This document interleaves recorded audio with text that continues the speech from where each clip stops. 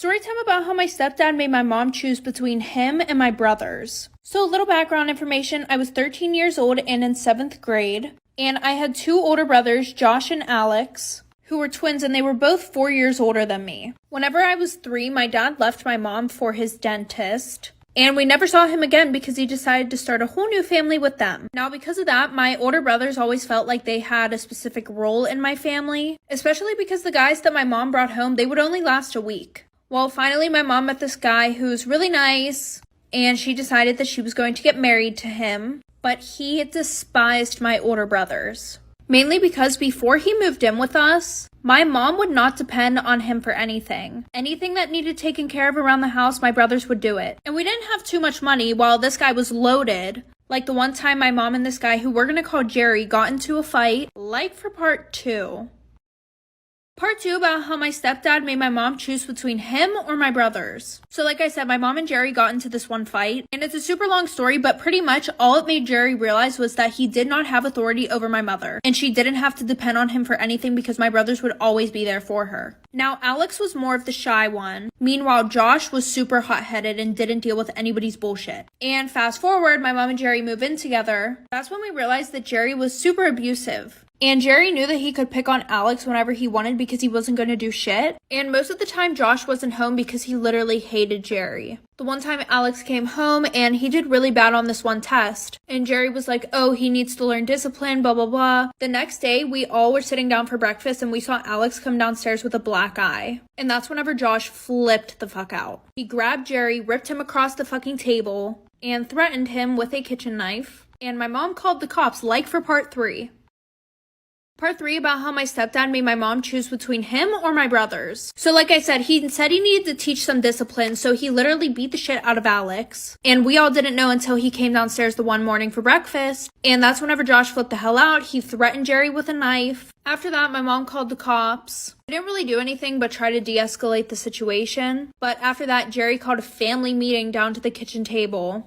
And he was like, I will not deal with this level of disrespect in this house. He was like, you need to choose between me or them. She was like, well, I'm not going to choose between you or my kids. And he was like, well, then you need to choose them leaving the house. They're about to be 18. They can leave and get their own place. So my mom ended up choosing Jerry because Jerry had a lot of money. And my brothers weren't really that mad about it because it got them out of the house. And my mom would send them a lot of money every month. And Jerry never knew about it. But now instead of him being abusive towards my brothers, he's way more abusive towards my mom. Story time about how I was the side chick. So it was my freshman year and I had just moved to a new school. And I lived next to this senior boy. You know, the one that thinks you're good enough to do stuff with but not good enough to date? Yeah, that one. Well, we both were on the same bus and I thought he was really cute, so I asked him for his Snapchat. And I got it. So we started talking a lot, and we would always talk about me sneaking over his house because my parents were super strict. So homecoming night, I saw him grinding with this girl, but I didn't exactly think anything of it because literally everybody was just being passed around. Well, I went home after, and at like 2 in the morning, I got a text from him saying to come over. So I went over there, we did the dirty, and then I started to go over there almost every other night. At 2 in the morning. And there was this one girl that I got really close with. And I told her all about the situation, but I didn't tell her till like 3 months after it was happening because he told me not to tell anybody, of course. And she goes, you know he has a girlfriend, right? So I felt really bad and confronted him, like for part 2. Part 2 of me being the side chick. So that night he had asked me to come over again. And I went over there, but it's not what you think it was for. I got over there and I was like, when were you gonna tell me you had a girlfriend? Literally, this comment made me want to throw up. He goes, what do you mean I thought you knew? So I was like, no, I actually didn't. And he goes, so does that mean you don't want to come over anymore? He goes, I really liked you, and I was gonna break up with my girlfriend for you. Which I know this is so bad, but that made me happy because I had the biggest crush on him. But then I just left. And the girl that he was dating was a senior. And I asked my friend for her Snapchat so I could Snapchat her. So I did, and I told her everything that was going on. And somehow it got flipped around on me. Her saying that I was obsessed with her boyfriend. And then she got the nudes that I sent her boyfriend and sent them around the whole school. My new school. Moral of the story, if he says he's single, make sure he's actually single. Story time about how my boyfriend was cheating on me for 3 months straight at his new job. So a little background information. At this point in our relationship, I did not have much trust for him because of his cheating in the past. Well, when he got this new job, I decided that I was going to start trusting him. I don't know why, stupidest thing I've ever done. So a month goes past, he's been working at this place for a while, and he comes home one night with a girl's phone number in his pocket. And I'm like, whose phone number is this?